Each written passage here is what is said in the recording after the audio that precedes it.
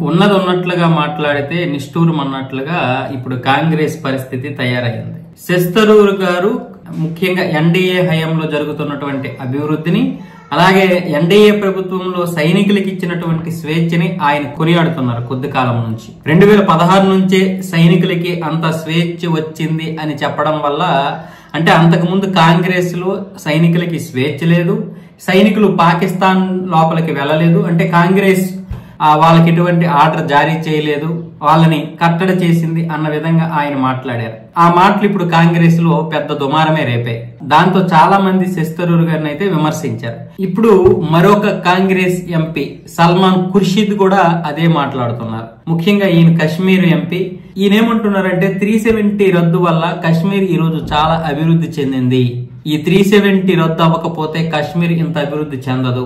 ఈ రోజు అక్కడ ఎన్నికైనటువంటి ప్రభుత్వం ఉంది, 65% మంది ఓటర్లు అక్కడ పాల్గొన్నారు.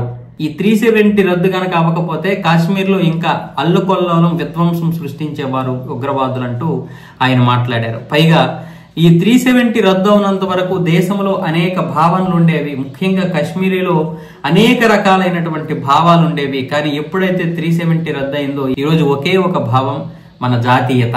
ఈ రోజు కశ్మీర్ లో ఉన్న వాళ్ళందరూ కూడా మేము భారతీయులమని సగర్వంగా చెప్పగలుగుతున్నారంటే కేవలం అది 370 రద్దు వల్లే అంటూ ఆయన కూడా ఇప్పుడు ఎన్డీఏ ప్రభుత్వాన్ని పొగడడం, ముఖ్యంగా మోదీని.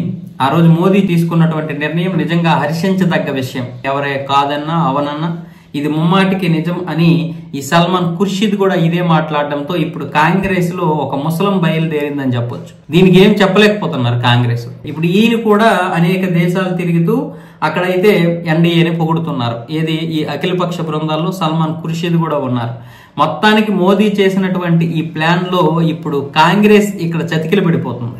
ఒకవైపు దేశం గురించి అక్కడ చెబుతూ ఉన్నటువంటి ఎంపీలు, ఇక్కడ ఒకవైపు ప్రతిపక్షాన్ని పూర్తిగా నోరు మూయించడం. అలాంటి ప్లాన్ ఎవరు చేయలేరు బహుశా రాజకీయం అంటే అదేనేమో. ఎందుకంటే ప్రతిపక్ష నాయకుడు ఏం చేయాలో తెలియక వీళ్ళిద్దరిపై వేటు వేద్దామా వద్దా అన్న మేమాంసంలో పడిపోయారు.